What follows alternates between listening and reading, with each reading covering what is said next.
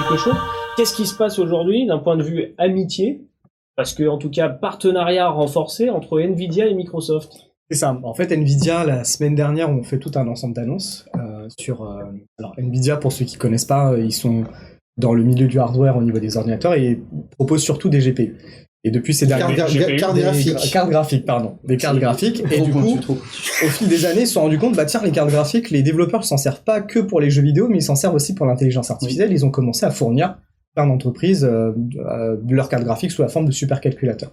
Pour faire tourner localement des modèles, des modèles ou pour même les effets spéciaux. En fait, les productions Marvel, elles sont rendues sur ce genre de choses. Ou même une carte graphique, c'est un deuxième apport de puissance à ton ordinateur. C'est ça. Et d'ailleurs, tu peux en mettre plusieurs dans l'ordinateur. C'est un moyen de se dire, je centralise du calcul à un endroit qui, historiquement, ça s'appelle carte graphique parce que, historiquement, ça sert à rendre les trucs jolis. C'est ça. Et là, ils ont annoncé, du coup, trois annonces, on va dire. C'est déjà leur module de supercalculateur seront accessibles directement dans Azure. Donc en fait, en private preview, premier pas déjà dans le partenariat, en private preview, en tant qu'entreprise, tu peux demander à Microsoft de te fournir des clusters en fait de machines virtuelles avec les supercalculateurs Nvidia. Donc c'est comme si tu louais une puissance de carte graphique. C'est ça. Et ils sont allés un peu plus loin, ils ont dit tiens, on va mettre à disposition deux services. Donc ils s'appellent ça le Nvidia Cloud Service. Donc le premier s'appelle DGX Cloud, qui est toujours dans Azure du coup. Qui sera hébergé dans Azure, pas que Azure mais en partie Azure. Donc DGX Cloud, ça va mettre à disposition 3 modèles donnés. Donc ils ont appelé ça Nemo, Picasso et BioNemo. Donc Nemo, c'est pour générer du texte. Pour l'anecdote, c'est ce matériel-là. Leur premier client, c'était OpenAI. Donc tout est lié au final. Picasso, c'est pour les images, les vidéos et les modèles 3D. Et BioNemo, c'est pour tout ce qui est biomédical. En fait, si tu veux construire des médicaments, ce genre de choses. La seconde nouvelle, c'est que Nvidia se positionne via le cloud Azure avec une offre de service proposant leur propre modèle intelligent. Alors les API, soit tu utilises leur modèle, soit tu arrives avec ton propre modèle. Et là où c'est intéressant avec Picasso, où tu peux générer des modèles 3D, c'est qu'à côté, ils ont un autre service qui s'appelle Omniverse. Donc on innove, ça s'appelle pas Metaverse, mais Omniverse, qui repose sur des services Azure qui s'appelle le Digital Twin, si je me trompe pas, IoT, où en fait tu peux modéliser par exemple un espèce de métaverse d'entreprise, ils appellent ça un métaverse industriel, où par exemple tu t'imagines en tant qu'entreprise, tu veux construire une nouvelle usine, tu la modélises complètement dans le métaverse, c'est intégré dans Teams, donc en fait dans Teams directement, je sais pas, tu fais un call par exemple, tu peux voir ton usine virtuelle tourner, et essayer d'anticiper en avance l'extension d'une usine, l'évolution, augmenter la cadence, qu'est-ce qui se passe en cas d'incendie, par ce que tu disais tout à l'heure. Tout ça en fait. Ça devient un jeu de gestion. Donc ça c'est intéressant parce que c'est une des autres visions du métavers, c'est que le métavers c'est soit un endroit complètement différent, une île formidable avec des licornes, etc. Soit finalement est aussi un jumeau virtuel, c'est ça, où on va pouvoir faire des choses qu'on aurait voulu faire dans la vraie vie, mais qu'on va faire dans le virtuel sans impact. Et l'avantage c'est que t'as pas besoin de matériel pour ça. Alors moi j'ai envie de dire juste première chose, est-ce que moi il y a un truc risqué là-dessus, c'est qu'aujourd'hui ce que tu décris, comme d'hab, on a décrit le métavers comme étant une grande nouveauté. Alors que là, ce que tu me décris, je connais un peu le monde de l'immobilier, à cette échelle, tout ce que tu décris existe déjà dans le monde de l'immobilier. Ils n'ont pas attendu Nvidia et Microsoft pour avoir déjà, tu vas dans les locaux de grandes sociétés de real estate, ils ont des étages avec des salles complètement virtuelles où tu es avec ton casque et tu te balades dans tes usines, tu fais tes simulations. Donc ça existe déjà. Voilà, ça existe déjà. Donc en fait, encore moi je dis warning, c'est bien les gars de vouloir aller là-dessus.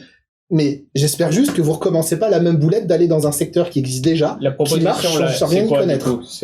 Non, là, elle est différente parce que tu peux non seulement te connecter en plus aux données déjà qui sont fournies par ton entreprise. Donc ça, parce que dans ce que tu dis, c'est du pur architecte. Voilà. Aujourd'hui, c'est un métier de pur architecte. Tu peux non seulement faire ton boulot en tant que pur architecte, mais par exemple, tu dis, je sais pas, dans mon usine, j'ai ça comme machine, par exemple, et tu peux récupérer les données réelles de ces machines-là. Pour émuler leur fonctionnement en changeant. Et c'est intéressant parce que du coup, si on va au bout de la logique, tu vas pouvoir aussi vérifier l'impact sur ta supply chain. C'est-à-dire simuler, comme tu l'as dit très justement, un jeu de gestion. Est-ce que mes camions vont réussir à venir? Est-ce que si j'augmente le nombre de personnes, est-ce que ma cadence va suivre? Est-ce que mes fournisseurs vont venir? Et on pourrait même, toujours la petite seconde green, est-ce qu'on peut aussi simuler l'impact écologique? Ça pourrait être bien aussi. Et du coup, donc, tu as parlé d'un mot-clé qu'il y a à retenir, dont on parle depuis plusieurs années, c'est les digital twins, le fameux jumeau numérique, c'est je reproduis mon bâtiment, mon usine en 3D le plus réel possible pour pouvoir me déplacer dedans, faire de la formation si je dois m'entraîner sur des machines, des choses comme ça. C'est ça. Donc ça, finalement, on accélère dessus dans la capacité de créer des modèles 3D, tu me dis, parce que Nvidia propose la génération de modèles 3D, du coup.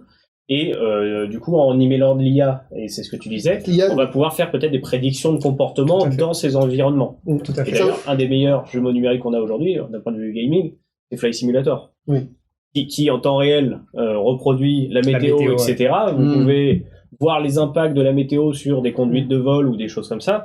Et on est bien dans ça, parce qu'on a un mélange finalement de prédictif avec la météo qui arrive en temps réel et une simulation de notre environnement. Moi, ce que je veux dire, c'est que pour les gens qui nous écoutent, ce qui est important à retenir, c'est le côté qu'on va avoir toutes ces données, donc on reste dans du métaverse ensemble. Parce que même l'exemple que tu donnes, la formation, etc., on va pas les nommer ici, nous avons des clients qui sont dans l'industrie, qui ont déjà des simulateurs virtuels de formation sur des engins très techniques.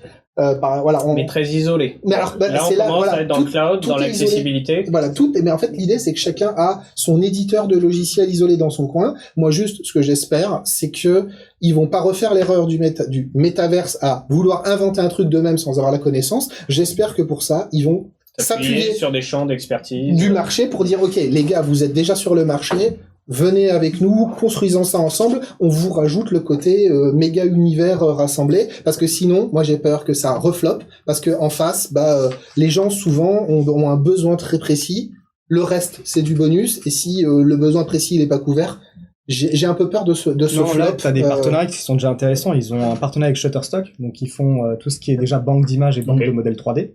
Donc en langage naturel, tu peux demander par exemple machine qui fait des chaussures, je dis n'importe quoi, et en fait ton modèle va sortir directement. Et Adobe aussi. Et qui est en train de sortir pas mal d'annonces aussi, on pourra parler quand même pas mal. Sur un petit coup d'AutoCAD, ça serait donc bien. Kevin, ce qu'on se dit, c'est que la prochaine émission, on l'en fait en modèle 3D, le jumeau numérique tête dans on va tenter. Et on essaye de montrer ce que ça vaut. On va tenter ça.